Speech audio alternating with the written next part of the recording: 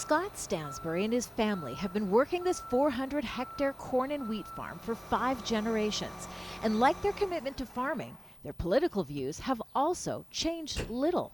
There's a lot of business in the state.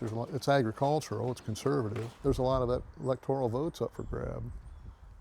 And I think that amount of electoral votes could sway the election. He hasn't decided which candidate he'll support. Still on Tuesday, when the Republicans and Democrats hold their presidential nominating contests, Scott says he'll vote, like so many in this part of Ohio, for a conservative candidate. But Ohio's population isn't primarily rural. In fact, 2/3 of the state's residents are concentrated in cities. And many vote on the opposite end of the political spectrum. Hello, this is Danny calling from the Bernie Sanders campaign in Congress. Raja Sandor is one of them. He grew up in a rural part of the state, but moved to the city as a young man. He says the move helped shape his political views.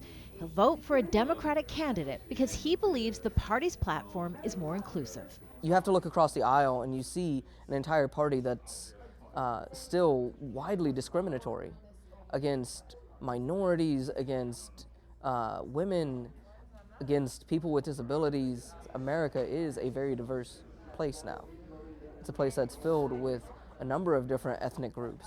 These polarizing political interests are what make Ohio one of a handful of what's known in the U.S. as swing states. When it comes to how residents will vote, it's often too hard to predict.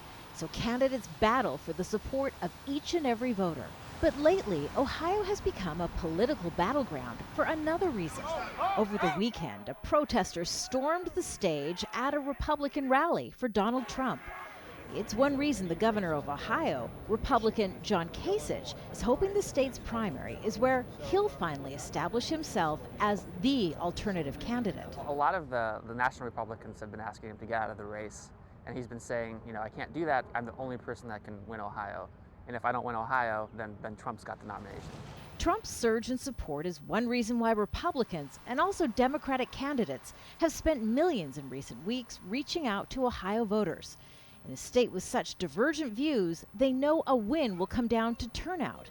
Which candidate can best convince Ohio residents to vote? Kimberly Halkett, Aljazeera, Columbus, Ohio.